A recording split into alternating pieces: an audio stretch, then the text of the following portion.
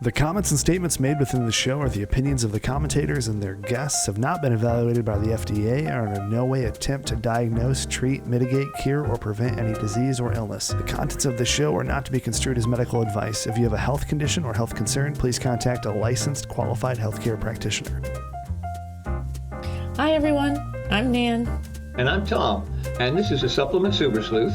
That'll be me, and the Herbal Storyteller. And that definitely would be me. And together, we're going to take a peek behind the curtain of the natural products industry. We'll be sharing naturals in the news, dispelling lots of myths, interviewing key players in the industry, and highlighting our favorite herbs and supplements. So with that, let's pull back that curtain and see what's there. Hey, Tom. Hey, Nan, I think that sounds like our song. It is our song. They're playing our song. And we're just having a jazz jam on a Friday morning. Right. Good in late morning, August. everybody. Good afternoon, Yeah, good evening, wherever you are, wherever you're listening. Thank you for Sure. tuning in to the Supplement Super Sleuth. That's her over there. And the Herbal Storyteller. That's him over there. Which is me over here, yes. We have some really cool things for our naturals in the news today. A lot going on in the news, just breaking news stories about herbs. And we have a lot to talk about today about it. Absolutely. Plus a very special guest. Yes, we definitely have a very special guest today. But let's just launch right into our naturals in the news. Okay, well, the one that caught my eye really very interestingly was that in London, they have been doing a study now. It's like literally a 20-year study on 900 people with what's called Lynch syndrome. Now, Lynch syndrome it's a very common cause of hereditary colorectal cancer. And what they found was that if they gave people with this Lynch syndrome 30 grams of a resistant starch, for up to 4 years, it produced a protective effect against those particular cancers that were associated with having that what they call the Lynch syndrome, or it's a genetic defect in the way that the cells in the intestinal tract repair themselves. And what they found was that bananas, not ripe bananas, but green bananas right, have that protective effect. Now, what's interesting for me is you and I, Nancy, we do a lot of talk about the microbiome. Yeah. And there's a ton of research now on different aspects of the microbiome and how it can protect or actually have a very deleterious effect on our health, depending on the bacteria that are growing there. And one of the things we know is that starches that we can't digest, which are called resistant starches, are starches that our microbiome, especially our probiotics, love to digest. And so to me, it was just interesting. That's why I wanted to bring it up and say, look, this is, if somebody has this type of a genetic defect, this is pretty profound, that literally just a daily dose of 30 grams of resistant starch for only 4 years was enough to give them a protective effect on these cancers that were non-colorectal. So colorectal is a slightly different, but there were some other cancers it was pretty amazing to watch what cancers they were working Tom, with, you like said stomach and gastric acid cancer. the and trial bile tract was and- 20 years.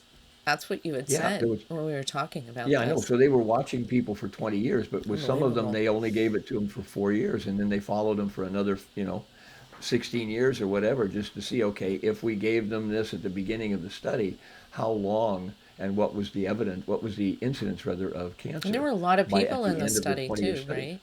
There were Yeah, 900 people.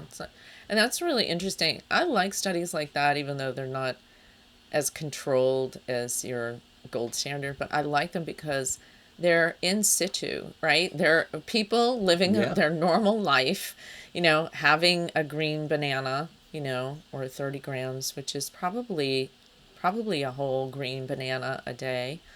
Yeah. Yeah. And obviously they were doing it as a supplement. They weren't Right. they weren't having people go out And eat the banana. chop up a Right. green banana and eat a green banana. But the interesting thing is that it points to the fact that it was a resistant starch in the banana, and that had that impact on the gut. And part of the way it had the impact on the gut was the way the DNA of the gut replicated itself when it was doing repair work of damage that had happened, might have happened to the gut. That's interesting. So That's epigenetics, right? You might have, that is right. actually, So epigenetics means that you use foods or superfoods or herbs or something that, is, safe, that you can use on a daily basis to kind of have some profound effect on gene and gene expression. And there's a whole field of study on epigenetics. And that's basically what they're describing is, so you have this gene that expresses itself where you don't have in proper, such a way that right, your proper DNA doesn't functioning, repair right. itself properly. But Yeah. you can use this food, to have an effect on it. So I love to see nature helping us when we have a chink in the armor, right?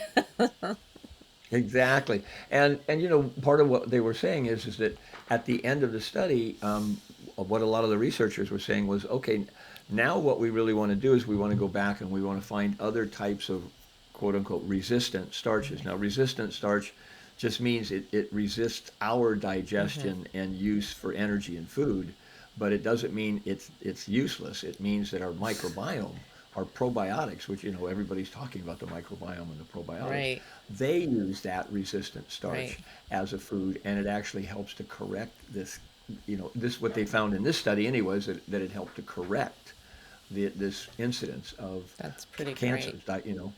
Yeah, gut Yeah. cancers. So pretty Pretty cool. fabulous stuff. Very cool headline, Tom. Okay, next naturals in the news is microbiome and autistic spectrum disorders.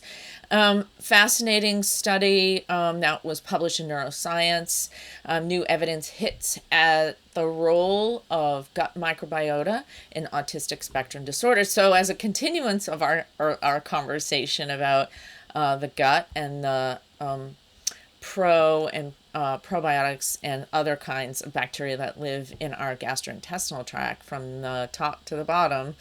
Autism spectrum disorder is a neurological and developmental condition that affects how we communicate, how we learn, how we behave, and a lot of people know some of the symptoms. People have difficulty interacting with others. They have a great difficulty adapting to any kind of changes in their routine. They do repetitive behaviors. They can be irritable. They can lash out and be violent. They can fixate on specific things.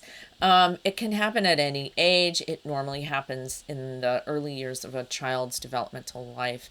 And neuroscientists have not really identified the primary cause of ASD, but past findings said that it may be caused by an interaction of specific genes with environmental factors. But recent research in neuroscience found that the gut and the microbiome of the gut can contribute to some or most of the characteristic symptoms of ASD. So they first did mice studies to see if this pathway between gut bacteria and the central nervous system affected what would they call social behaviors. And then the studies went on into more advanced studies. They did, so this is really interesting, they did what's called fecal microbiota transplant. And they saw a very big shift in behavior by replacing the microbiota with healthier species of microbiota. And they have a list of microbiota that they felt could make the shift. And so it's early, the research is early, but I think it's so interesting because in herbal traditions, we often say, Tom, that the health of our gut, will tell us if we're gonna have a Health long begins and life ends or in a the short life. digestive Yeah, tract. Yeah. absolutely. So, I find it so interesting that recent research is going in this direction relative to gut microbiota, because this really underscores what, you know, ancient herbal traditions have always been saying. You know, what you eat and what you do with your gastrointestinal tract, which is the central part of your body, has a gigantic effect on everything: your thoughts, your moods, you know, your overall health of your organs and your limbs, and your, you know, your length of life. So there's a huge correlation here. And man, for me, it just goes back to to that movie, the shock movie that the guy made several years ago called Super Size Me, Yes. Oh God, where what a movie. he was perfectly healthy at the beginning of his little experiment, and he did nothing but eat, McDonald's meals every Every day, day. 3 times a Right. day, and totally trashed his body, trashed his liver, gained all kinds of Yeah. weight, his mood, his Yeah. everything went just off the rails Yeah. just by eating junk. And so it's like the aphorism: you are what you eat. Absolutely. If you're, and you take that to a computer aphorism, which is garbage in, garbage out. So you put in the wrong data in a computer, you're going to get the wrong data back out. Absolutely. You put in the wrong food in your body, you're going to get the wrong food back out. And now what they're finding, like you were saying right here, is that it even applies to what's your microbial balance in your intestinal tract, and how does that affect your thinking? How does that affect your behavior? Because I know I've been reading a lot of stuff on how children with autism and children with other, what we would call mental disorders, they're finding that they can have a profound effect on them just by working with their I microbiome. know. And it's not easy, because, you know, shifting the diet for a child on the spectrum is, they don't like change.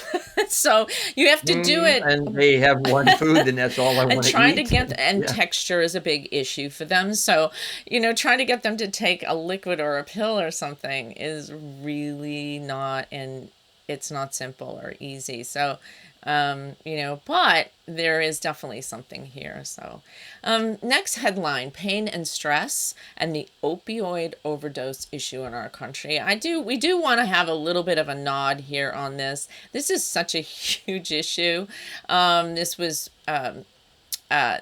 posted by Northwestern University, July 28th, 2022. And the headline said, "Coming wave of opioid overdoses will be worse than it's ever been before." Yeah, they're calling it the fourth The wave. fourth wave. And over this is, so we've been watching this for about 20 years or so. And this is prescription drugs all the way, you know, synthetic, semi-synthetic. Fentanyl has, you know, been kind of the focus of the drugs, but all of them are really intense and they're very addictive. The coming wave, which is the fourth wave, will not discriminate between rural and urban areas. The study findings suggest every type of county, from the most rural county to the most urban, is predicted to see dramatic increases in deaths from opioid-involved overdoses. So the reason opioid overdoses have reached historical highs come from combining synthetic opioids with stimulants such as cocaine, methamphetamines. It's lethal. It's a lethal cocktail. And it's very hard to reverse during an overdose. So if somebody overdoses on that and somebody gets them to an emergency room, they don't live. They don't respond. Yeah, they They don't don't respond. respond. But it's, you know, they can't revive them. And a lot of researchers and people in the medical world are sounding the alarm for this. There's this convergence and escalation of this kind of mixing of drugs in the rural and urban counties. And so it's they've published this in the Journal of American Medical Association Network Open, and the study that's been done to determine where this is all going, you know, has looked at deaths of opioid overdose from 1999 to 2020. And they notice that there are these waves. So everything goes in waves, right? So we believe that, you know, we have cycles to everything. Well, we have cycles for the bad stuff too. And Centers for Disease Control and Prevention in 3,000 counties and county equivalents categorize this as this is going to be, triple what it originally was in numbers. So it's hard for me that I don't hear enough of a conversation about this. I hear lots of conversations about how herbs and supplements are so bad for you.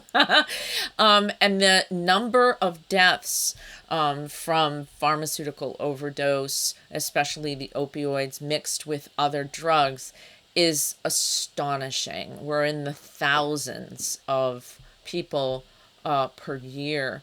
And it's really a crisis at this time. So we really need more people sounding the alarm. It's fascinating that they can get their hands on this stuff so easily. It's a massive question mark to me, right? But they do. Well, And yeah, go ahead, Tom. and Nana, the thing that shocked me about the article was it was talking about, these are overdoses from fentanyl, and then there's something that's even stronger than fentanyl. And fentanyl was like 60 to 100 times stronger than morphine. And the next level up, which is what people are going to too, is like 100 times stronger than fentanyl. Yeah, and Tom, when I was reading the article, I sort of sit in amazement, in absolute amazement at why is there a continuation of creating these painkillers that are so strong. I don't understand it. It doesn't make any sense to me. We have enough painkillers, Yeah. and And there are herbs and supplements that but can be don't mix used. them. And definitely speak to Don't mix them. definitely speak Yeah. to a naturopath or an herbalist or a chiropractor before you decide to do anything. But yeah, there's a lot of options, and well, sometimes pain can be relieved by someone who has gifted and excellent education in body work.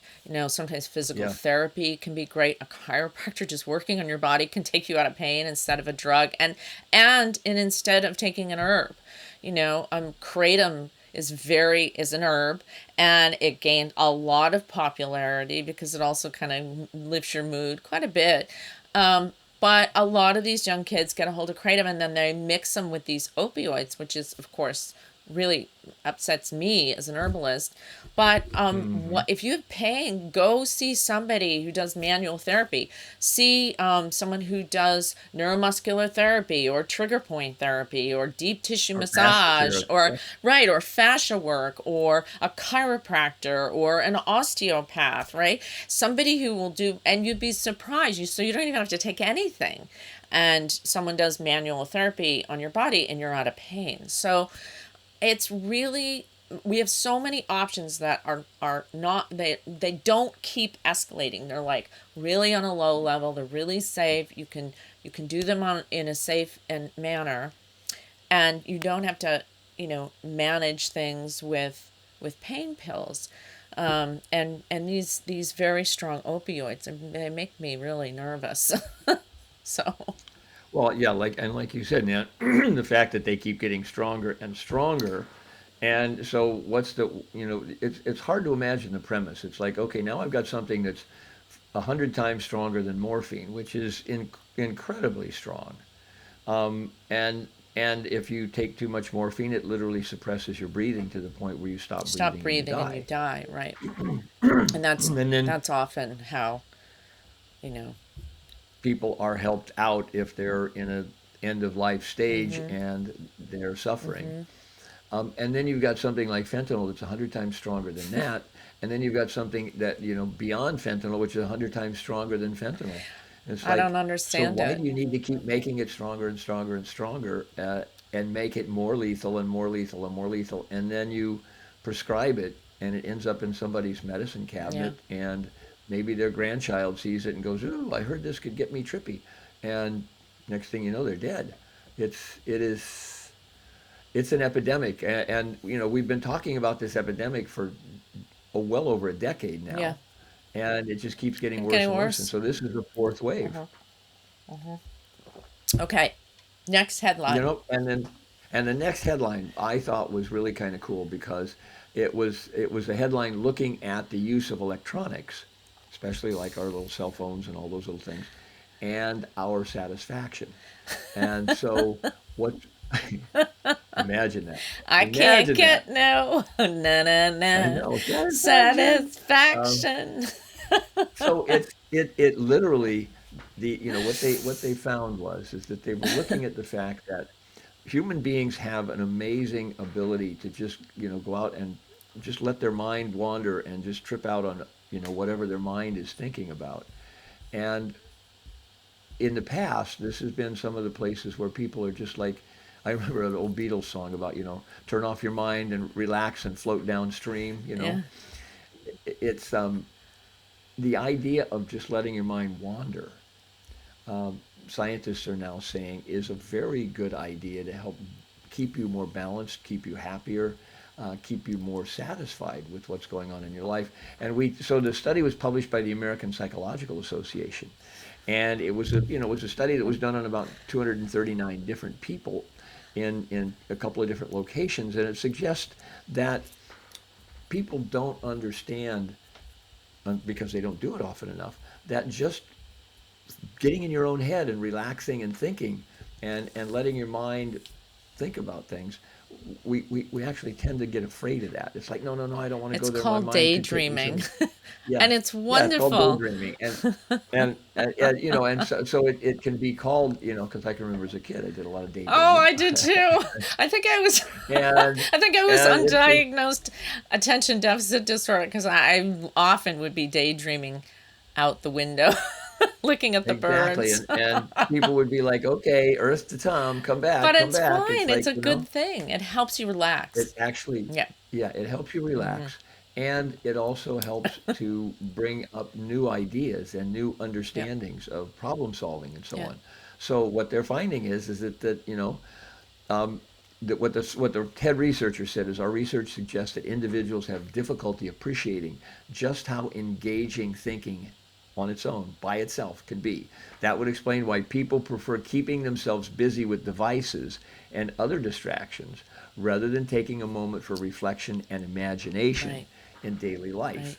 And that is the thing that even Einstein said, the most powerful thing that we have as humans is Our our imagination. imagination. Absolutely.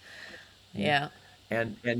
It's hard to use your imagination when you're constantly plugged in to an Right. electric And device it, and that tells I you what to often do. want to say this too because people who are busy, like busy, busy, busy, they go from one thing to the next thing to the next thing. They don't allow themselves to daydream. And when I was younger, Hmm.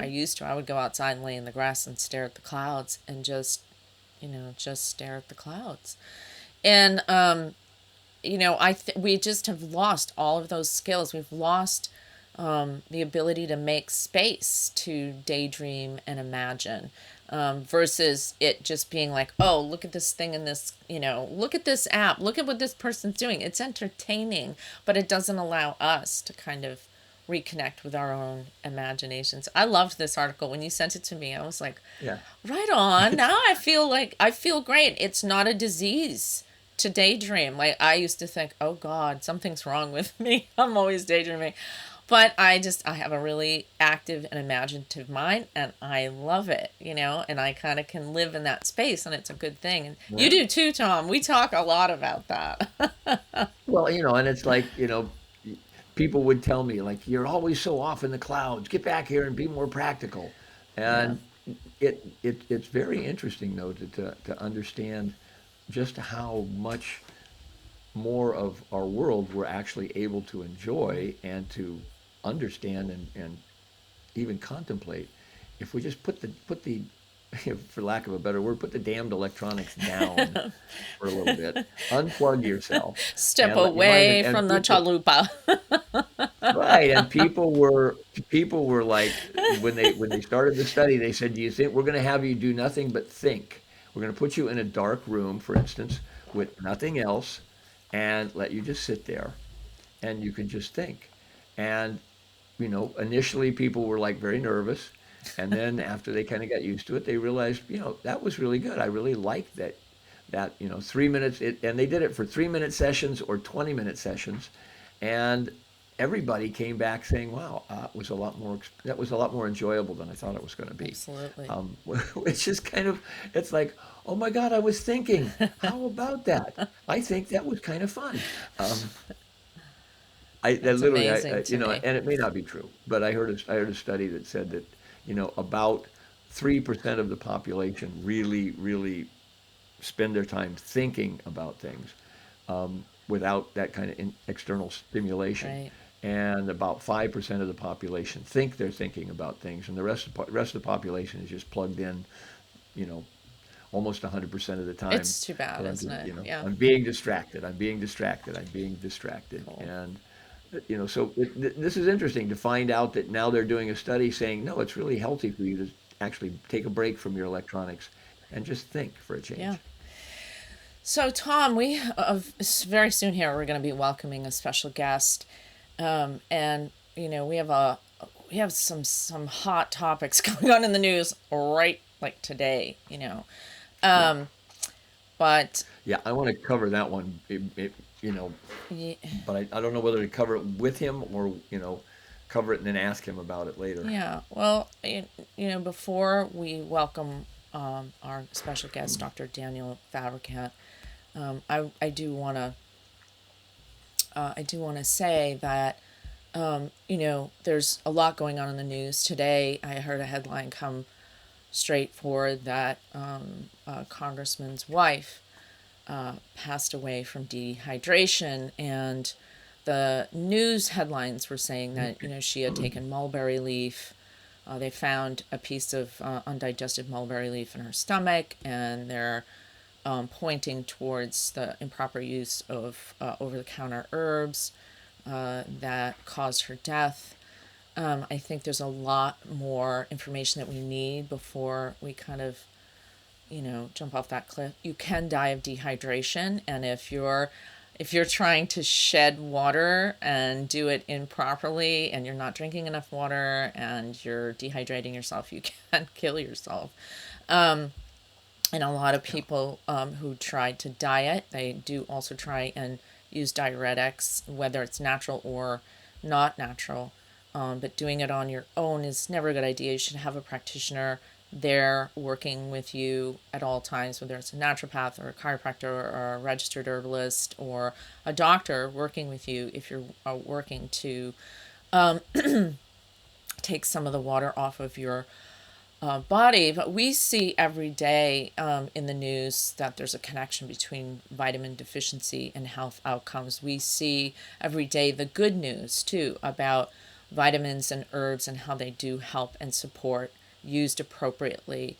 And there's kind of a conflict going on right now. Like everything, I feel like our country is kind of severed in half. There are those who really are supportive of nutraceutical use and herb of commerce use, and we had Dr. Fabricant on in our third or fourth episode really early on, but I do want to introduce him right now. So Dr. Fabricant is CEO and president of the Natural Products Association, which and we call it the NPA. It's the nation's largest and oldest trade organization representing the natural products industry, including dietary supplements, foods like superfoods, personal care products, and much, much more.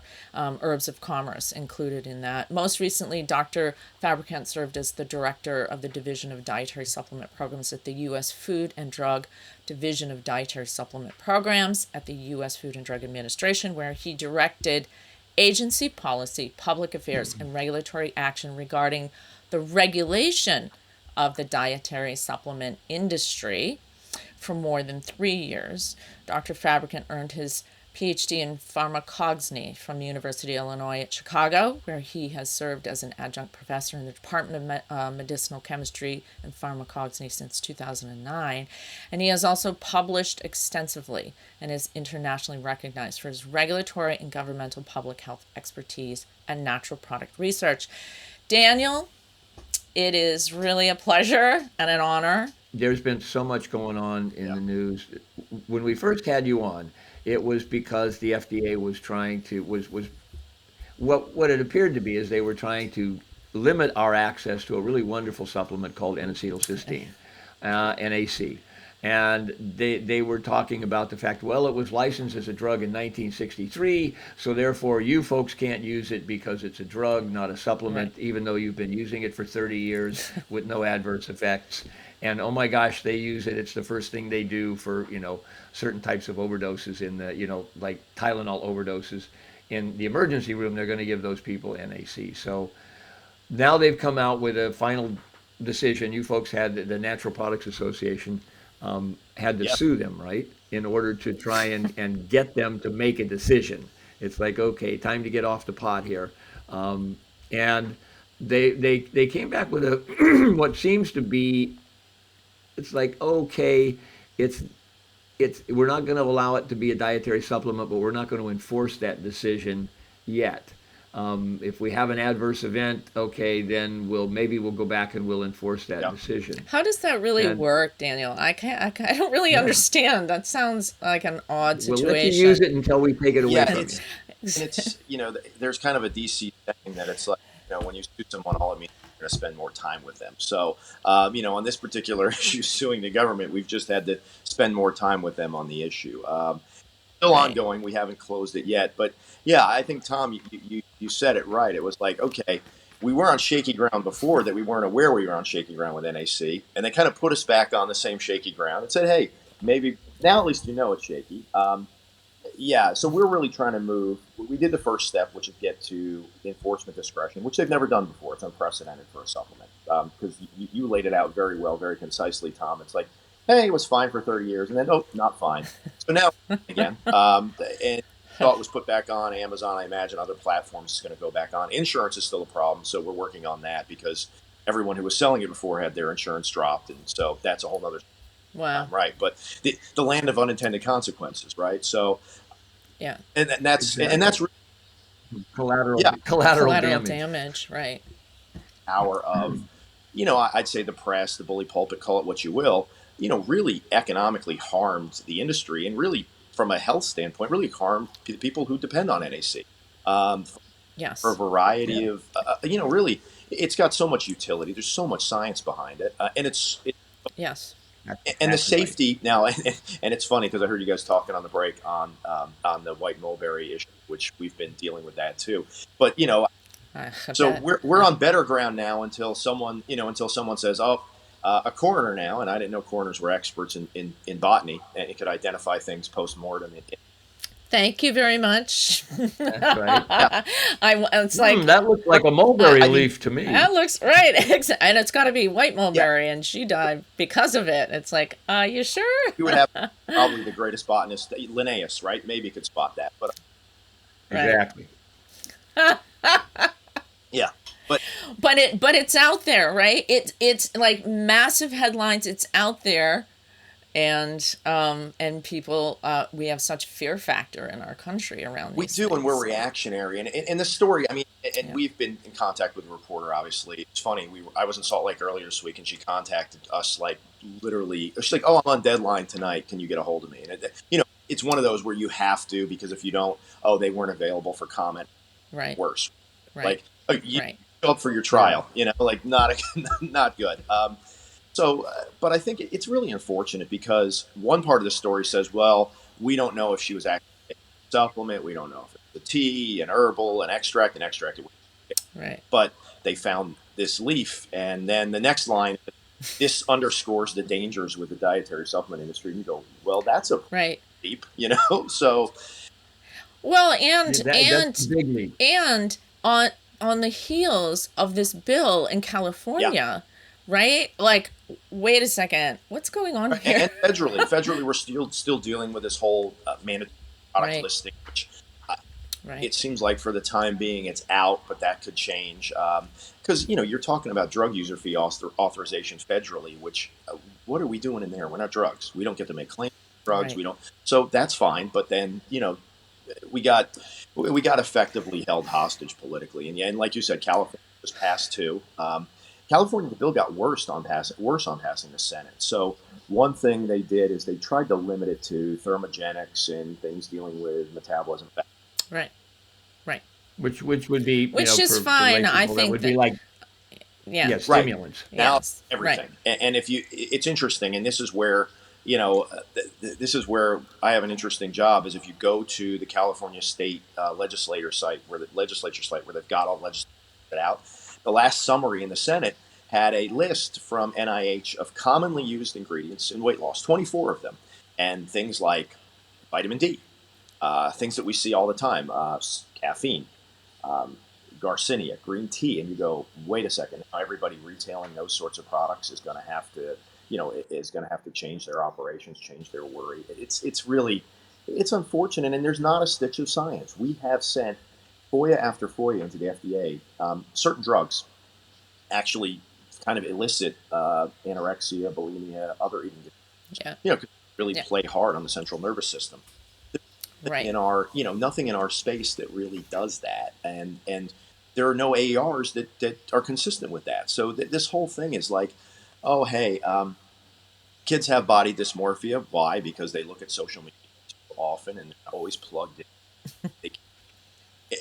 But instead of looking at that, they're going to go, okay, we need to go after retailers and people's availability. You want to limit ads on nutritionals to, over 18, things like that. I think those are things, and work on education. I think those are things that we can get behind. But Absolutely. we're going to punish retailers, and the penalties are greater than if a retailer sold someone a gun illegally, tobacco illegally, or alcohol illegally, who was underage. The penalties are more severe for them selling a supplement without a warning. What? Yeah, right. Yeah. Daniel, that's crazy. Use an herb, go to jail. I remember.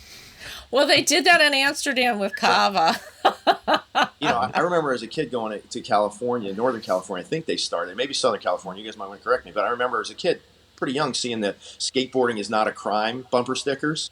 Like here, like retailing supplements. Not a selling herbs as supplements. And the profound thing for me is that recent studies came out, literally this year, saying that 90% of the population uses dietary supplements in one form or another. And now we're going to say, okay, it's okay to come out with drugs like fentanyl and things that are stronger than fentanyl, and to keep coming. Nancy and I were having having this discussion. Yeah, because they're expecting a fourth wave of opioid-related deaths. And to be worse than anything we've seen so far. So we're talking tens of thousands of people, not like 100 people. We're talking tens of thousands of people dying. Yeah. From opioid. And we're gonna say, okay, first it's gonna be like, and this is why the question of NAC and the supplements, where are they going with? No, it's well said, because if we look at fentanyl, right, and I think that statistics the past 5 years, it's more deaths due to fentanyl than there were for COVID, auto accidents, combined aggregate. And then you look at the safety of something like NAC and the unintended consequences. And I get it that it was, it's weird. FDA, and this is one of the challenges, and it's funny, Congress wants to give FDA new authority. Meanwhile, they can't manage current authorities with baby formula or NAC, because NAC wasn't. Exactly. You always hear you go, there are resource constraints. And having been there, there's some truth to that. There are resource constraints, but like with everyone has resource constraints right now. And how do you get around resource constraints? Well, it's a willpower issue, but also it's a priority issue. So their priority was picking on something that there were no safety signals, had been on the market successfully since, pre-Dechet, and that's the priority. You go, no wonder people don't have confidence in the FDA. You couple that with, like you guys said, that, fentanyl, the next wave of opiate, crisis. It's a problem. And instead of working with our industry, there's still this resistance. I mean, I look at all these other bills, right? The people should be up in arms because there's all this other stuff going on about our industry. Meanwhile, the government still hasn't come up with a solution for things like CBD, right? And that's been going. That's been going on for years now. Right, years. We've asked them, hey, come up with, even if it's an interim, come up with a daily level people should be comfortable with. That for kind of the bell curve, the public health, if people take it within this range, no issues, right? And then You have Exactly. And we have receptor sites for those cannabinoids right. in our body. Right. It's not like it's an artificially imposed thing. And Exactly. yet, And Yeah. yet, Message right. And is, what, well, we still have some concerns, and especially certain populations. And it's like, okay, what are those concerns? Can you actually, it's funny for everyone talking about transparency right now. It'd be kind of good if our tax dollars were going to some transparency for what the concerns were. yeah, I'm it's like, sorry. has anybody studied this, or is this have we just blanketly decided, okay, we want Right. this out of Pretty. here? I don't know. It does, Yeah. And is glutathione in the same situation, we Daniel? I mean, we hope not. Did you hear something we didn't hear? No. Right now, uh, Well, no, I know that it was like the injectable glutathione that yeah, that they were really down on, they yeah, were, because that was for skin yeah, lightening, and there were, yeah. and even then it was kind of like um, I heard there were pathogens in in the a glutathione that glutathione, they found that yeah. were Back to injected. the right? whole They were the compounding endotoxins. Yeah, pharmacy stuff. We always tell people to keep an eye on that because yeah, there is a part of the industry that and practitioners, people who are licensed to practice and can do that. They use compounding pharmacists with nutritional ingredients all the time. However, like you guys said, those are IV or injected, not yeah. They're not right. oral. So it's Yeah, a different hmm, different ball of wax there. But yeah, yeah. it's funny when those stories come up, we get lumped in with that, right? It's like, oh, there's Oh yeah, and that's really the biggest disappointment. And whether, I mean, kind of going full circle to the mulberry story is, this it's really unfortunate, and certainly the congressman seems like he wants nothing to do with it. He just wants his privacy. I feel terrible for him and his family. I I do do too. too. Yeah. And it's so interesting because, it I it was like this morning I hear all about it. So it's been a couple of days. You've probably been hearing about it for a week, but I just heard about it this morning because I'm a little bit like an ostrich. I got so much going on. My head's in the sand, and I might get a news flash, and I'll think to myself, "What the heck is going on out there? It's pandemonium." But Yeah. I just find it so hard to believe. I know a lot about mulberry leaf, and it's often used in all over Yep. Asia. They call it dieter's tea, and they'll make a little tea of it, and it is to help if you keep weight, if you have water weight on, and you're an older woman, and you're postmenopausal, and you have a tendency to keep water weight on. It helps you kind of urinate a little bit more, but it's nearly impossible to cause that kind of complete dehydration with mulberry leaf. It's impossible. I'm thinking to myself, that doesn't even make sense to me. There has to be something else that went on, and that she could have been mixing things. She could have been on another drug. She could have been on other pharmaceuticals. That the mix was bad. I don't know. Like I'm sitting here going, I need the whole story because it doesn't make sense to me as an herbalist knowing this material. Yeah. I it doesn't It make doesn't follow sense, science, but I think that's the thing we need to remind ourselves of, and that's the message we're getting out to to our members, and well that we want them to get out to the consumers downstream is, okay, let's take a step back here, and we can say, look, clearly there's a political aspect to this, but getting aside from that, to your point, there's so much safety data on this particular ingredient. It's been used traditionally well for a long thousands of right, years. and Yeah. and to your point, if there was a case, and I don't think this case was related at all to this, but with Right. anything is a product has to be used to the instructions on the label, right? We're not talking about if you can abuse anything, right? I mean, I remember Tide Pods doing the cinnamon challenge. It's like, yeah, I mean Yeah. that shouldn't, and nobody's talking about that. That's really the issue: is what are we protecting people from? I don't understand. Like all the talk associated with these articles is, yep, we need to do more regulatory wise, and it's like the industry's very well regulated. If Agreed. Yeah. Exactly. To me, it's like playing into the story that they seem to want to disseminate, that, hey, this is an unregulated industry. They don't know what they're doing. They're just like out there in the Wild West shooting from the hip, and they're causing all of these, they make it sound like we're causing hundreds of thousands of deaths a Deaths. year. And there are, fewer deaths from any kind of use of a dietary supplement than there are from iatrogenic deaths, yeah, doctors' mistakes. Or over the counter right, Tylenol. There are more deaths from Yeah. I mean, I know people use it for pain, but and nobody talks about it. It's like, what are we doing here? What's really going on?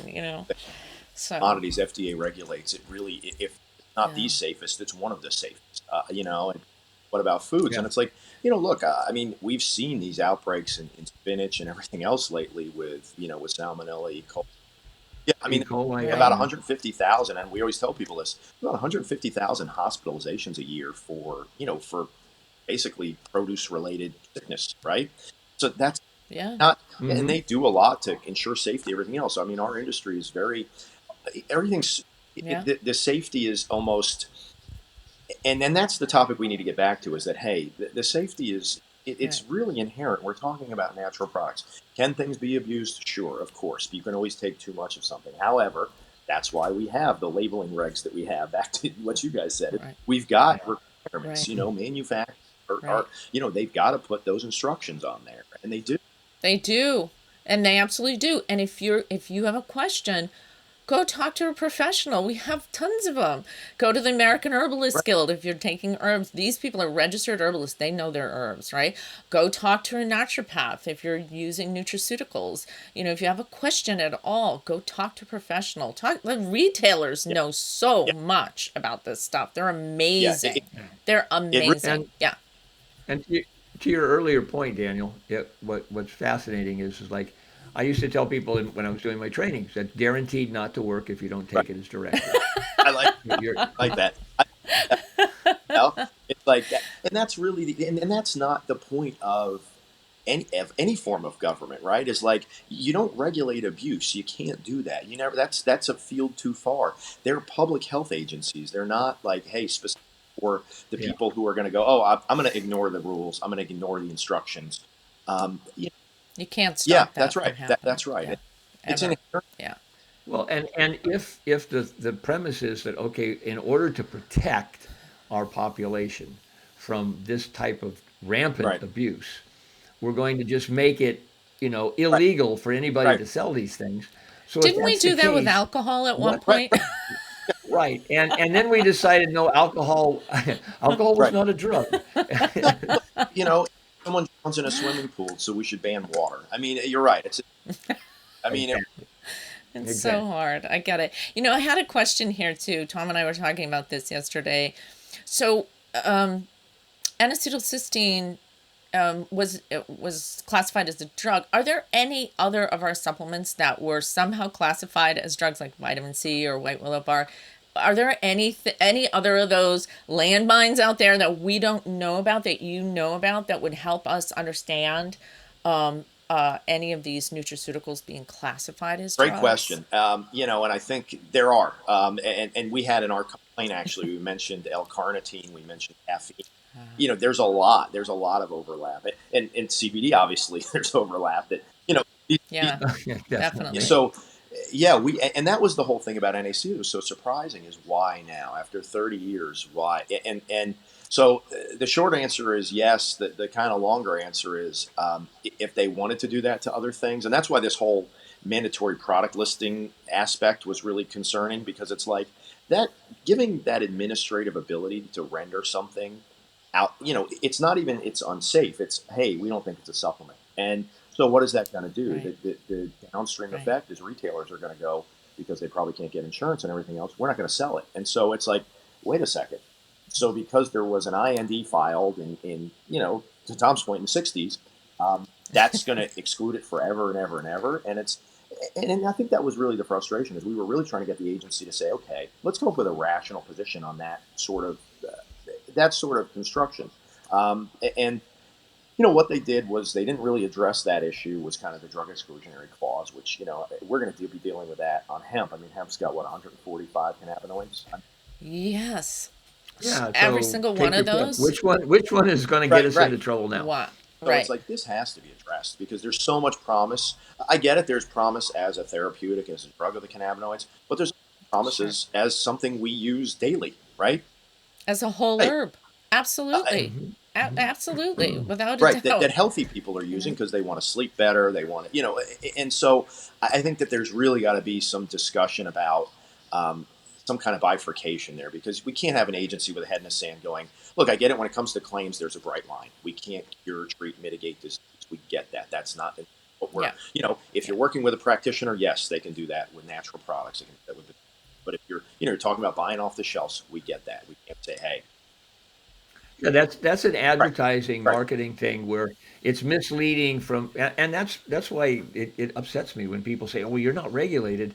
We're very So regulated. regulated. We have to walk on eggshells as far as what we say, and I think I've mentioned it before. It was like a nightmare I had once when I first got into the industry and I was first doing training, and I was in front of a judge, and the prosecuting attorney, the persecuting attorney, was was basically holding Merriam-Webster's dictionary and telling the judge, "Your Honor, this man is guilty of using words in this book."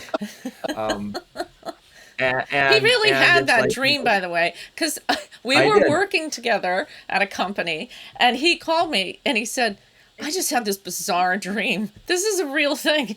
This was years Yeah. yeah, ago.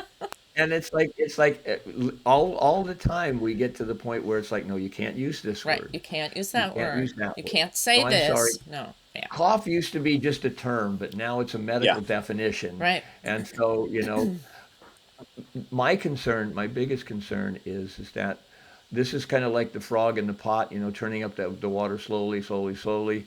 It's obvious that this is a multi-billion-dollar industry, the nutritional supplements. It's not a tiny little blip in the pond, and it represents, and again, this is my own personal opinion, but it represents a huge loss of revenue to the pharmaceutical industry as far as telling people, well, you can take care of your own health. You have the power to help yourself be healthy by using these really natural ingredients and natural supplements, and instead of having to rely on whatever big pharma decides you yeah. need to take next.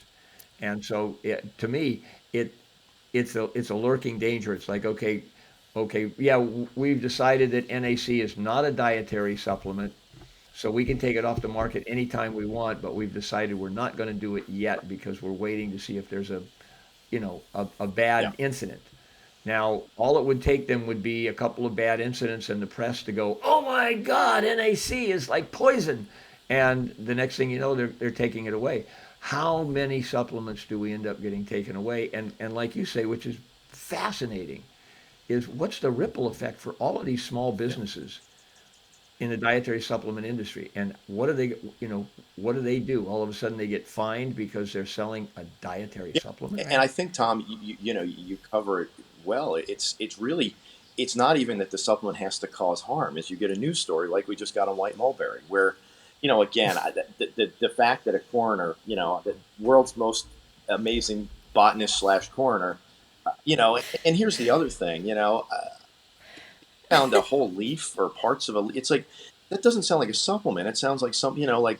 But anyway, yeah, it doesn't really take the burden of you're guilty until proven bankrupt, pretty much, right? Because you spend money. Exactly. It's not cheap to sue the government. I mean, we just did it, and but that's what it's, and that's the part people don't want to talk about is they go, oh, the industry's not regulated. It's like, well, one, we're very regulated. GMPs are really modeled after 210 and 211, which are drug GMPs, which I get. We have, for some ingredients, it's very technical. It's chemistry, not a problem.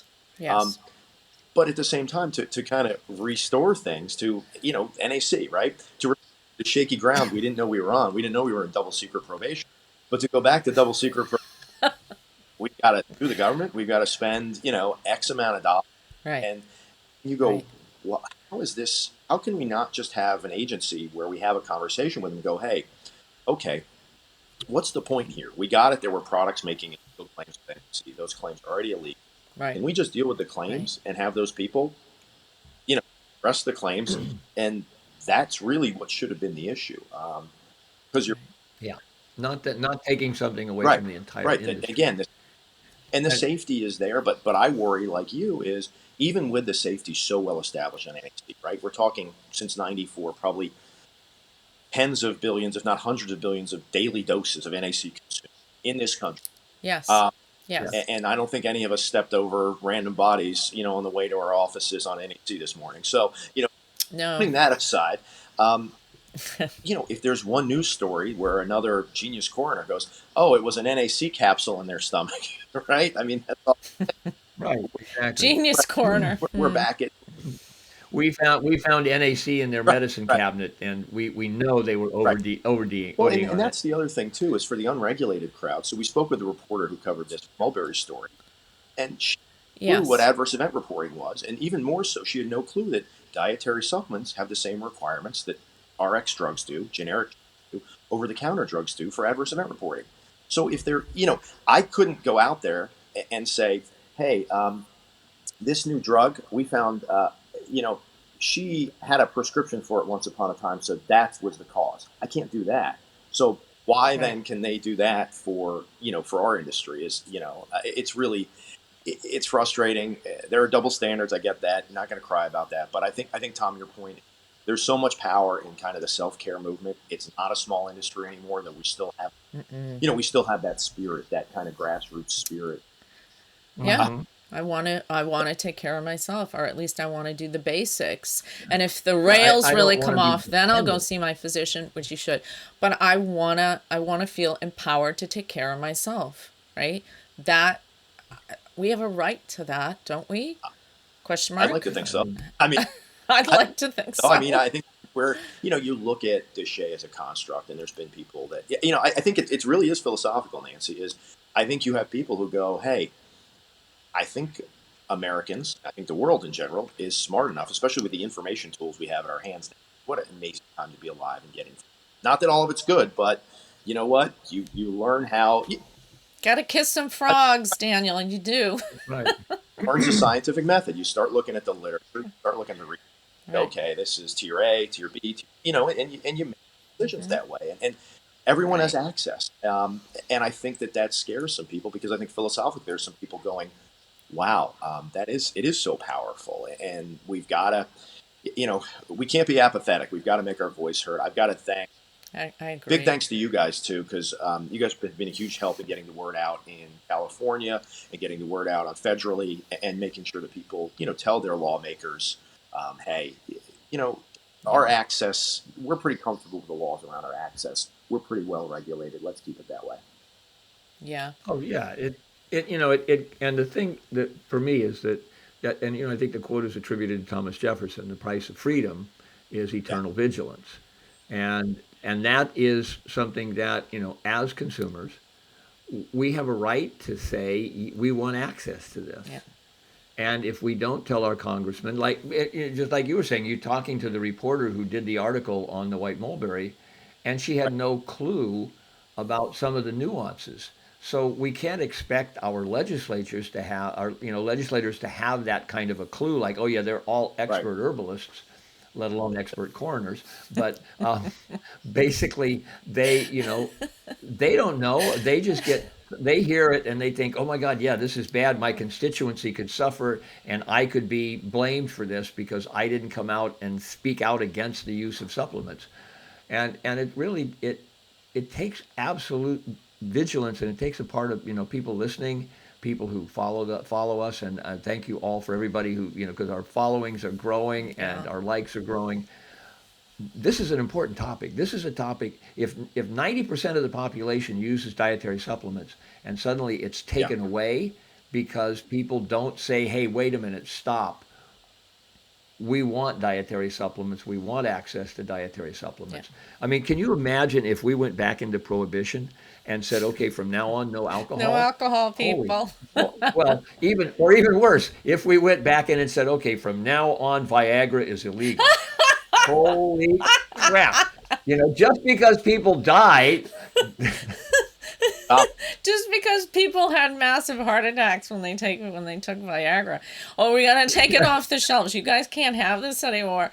It'd be stampedes. People would be, how do I get it from the international market? Canada, Oh my right? God. well, Mass exodus across the I border. mean, but that's the Yeah, thing is people, people want access. People can, I think that you either believe people can make good choices under the structure they can. Yeah. exactly. I think that's the thing that I hope everyone who is an advocate for the industry is.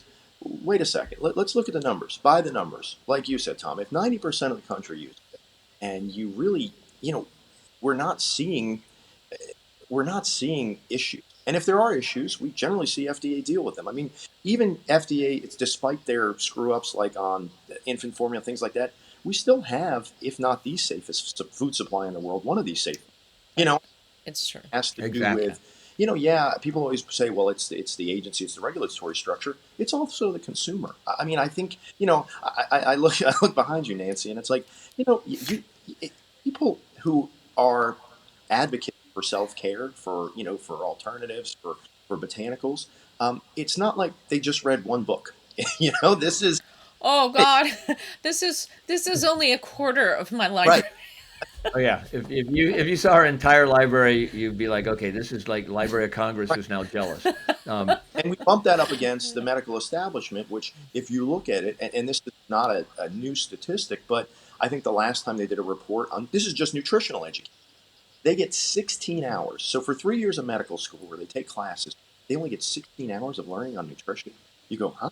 I Yeah. mean, they spend more time learning how to, learning the different types of IVs and everything else. So it's like there's this gap, right? There's this knowledge Right. where There's I a think gap. a lot of this comes Yeah. yeah, Yeah. I yeah, agree. and again, it's that knee-jerk reaction of and so to get to another question that I had, which I think is kind of pertinent, is that in their decision that the FDA just came out with around NAC, they refused to say that it was a dietary supplement. So they basically said, no, it's a drug, but we're not going to enforce the fact that it's a drug. Uh, but we're going to make another decision because the way that your lawsuit was like a twofold lawsuit, and half of it was turned down because they said no, it's not a dietary supplement. But the other half was okay, if it's not a dietary supplement now, we want some sort of a way where we can get classification on these, and we want it put into effect so it yeah. happens for everything, rather than you just coming up and saying, okay, suddenly we decided this is a drug and you can't have it anymore. And their response was, well, okay, if we decide to look at this, we'll get back to you. And if we don't decide to look at this, well, then you have to sit on pins and needles until we do decide. And if later on we decide it's not really that important, we're just going to drop the whole thing. But that's So what kind of federal, response right? is that? That's a federal Yeah, that's ruling, federal. right? That's the Yeah, Okay. FDA. so we're So to use, and Tom well said, we want them to write a reg because to your point, it's kind of word salad, right? It's like, well, we're going to look the other way, but and it's like, okay, no. They have the authority. One of the authority. It's funny. People are like they don't have authority. Yeah, they've got authority. There's some they have never used. This is one. They have the authority to write a regulation saying, and I think this is where you were asking before, Nancy. We need more stability around these ingredients to kind of walk yes. worlds. So how does that Yes. happen? They can write a reg saying, yes, while it is a drug, we also recognize it as a supplement, and here they can put terms of use around it. Now, some people aren't crazy about that idea. I understand. Um, at the same time, it gives us a path to walk, which is Yes. not how Yeah. to walk. It Better establishes than parameters. better than having it taken away completely. I would rather a Yeah, parameter, and right? Yeah. where it could be taken away at any time. I think that's the bigger concern is we never Yeah. knew. Like I said, we were on double secret probation, but now, Unbelievable. and we're keeping Right. active for this. We really want them, because once they write that regulation, that's not going anywhere, right? It would take a Right. for that to go somewhere. So, and then here's the other thing: once they do it for NAC, okay, then we circle back to the cannabinoids, then we circle back to all these things where Right. this problem is not going away. Natural chemicals, yes, because they're therapeutic. What a surprise! They've become both dietary supplements, foods, and drugs in our country. Our regulatory agency goes, nope, only you get one. I always remember the joke being a kid is, for businesses, good, fast, and cheap, you get two, right? You can't, right? Yeah. So, but here we don't even get two; we get one. It's like no, and the one always seems to be the drug side, which is like, yeah, that's not going to work for I think the Yeah. Well, and actually, they usually vote yeah. against good. So we can be fast and cheap, Yeah, but we can't be good. fair enough. So So okay, so this is all happening kind of in the federal government, but there's also state laws that are really disturbing too. And you also have you have a view into all of that as well, don't you, Daniel? I mean, and I know we're kind of, it's quarter of the hour, and I know you're a busy man, but I just want to Sure. hear what you have to say. And I do want to remind our listeners to go to the National Products Association website. I think you have a lot of support there. I was looking at it yesterday for, like, if you want to speak to your congressman or if you want to speak to your senator, click here Yeah. kind of thing. And You're really And that's npa.org, NPAnational.org. national. There's a button right at the Yeah. npanational.org. top. Yeah. We try to make it easy. You hit Yeah. take action, right? And that leads you Yes. to a page, that we get behind firewalls, both federal, state, local government, that allows you to have direct contact with lawmaker, whether it's, Thank somebody. you. Yeah. Your Yeah. But congressperson. I am actually even more concerned about what's going on with Yeah. some of these state laws, because Tom said to me yesterday, "Hey, Nan, do you know if this thing rolls over in California, Massachusetts, where I live, New Jersey, New York, Missouri may follow suit? Like, there are other states." So I just want to hear a little bit about that, and to encourage our listeners to take Yeah. action. Yeah. California has fallen. So I think Tom is very. Wow. There are 6 other states that have similar bills, and it's all this premise that somehow, and it's done. It's done with kind of Oh my the God. the dog whistle that you're in mind is, oh no, we're just trying to protect children from eating disorders, and it's like, I get that. I think everyone's for that. Who's going to say they're against that at the same time? Correct. They just pointed at our industry and said they did it. And it's like, well, no, but okay. But so that's where we are. And as California falls, Tom's right. These proposals are in Massachusetts, New Jersey, Rhode Island, New York. So they're going to spread. And it's unfortunate because it really only punishes the independent. We talked about the independent's role, which is really important and really knowledgeable. They're the ones who suffer. There's no penalties for, internet providers or anything else. And you go, well, isn't that interesting? So these proposals all deal with fundamentally some sort of access restricted, whether it's products getting put behind a counter in some states under lock and key, which, I don't have to tell you guys, that's a category killer, right? So if somebody's using something, and like I said, they've got their kind of list of ingredients, which includes things that people are using every day. Things like, the list in California included vitamin D. So we're going to put vitamin D, products containing vitamin D behind the counter. You go, huh?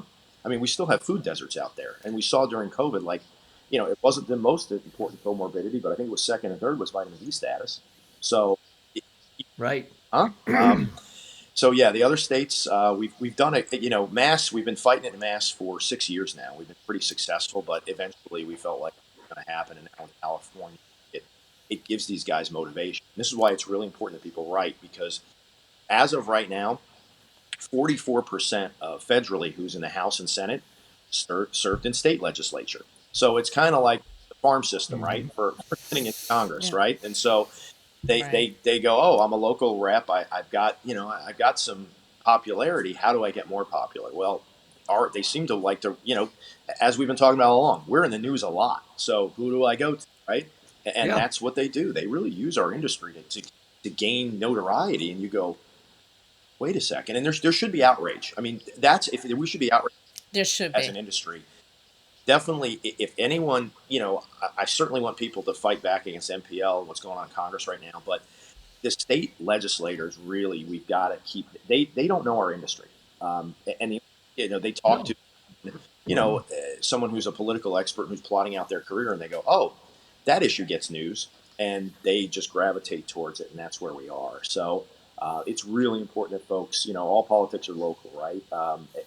That they're local politicians that represent them in the state house. They've got to tell them, hey, enough. We're federally regulated, well so, and and also come meet the people that work in the industry. Come to one of Tom's trainings or something like. I think and that's the other thing. It's kind of intellectually dishonest because my guess is 90% of the country uses a supplement. Okay, so apply that to who works in the state house. I'm guessing most of those state Congress people, state senators, also take supplements. I guarantee they do. In fact, what they looked at was the demographic of who's taking supplements and the higher education, the people who think about their health.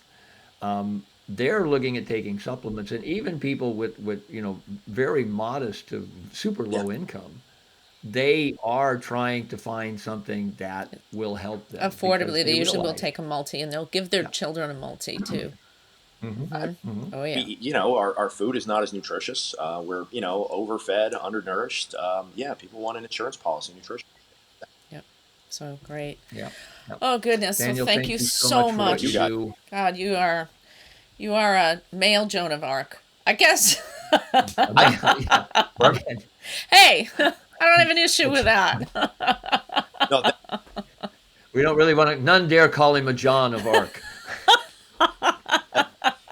no, thank you guys. Let's do this again soon. It's been too long, and there's still a lot.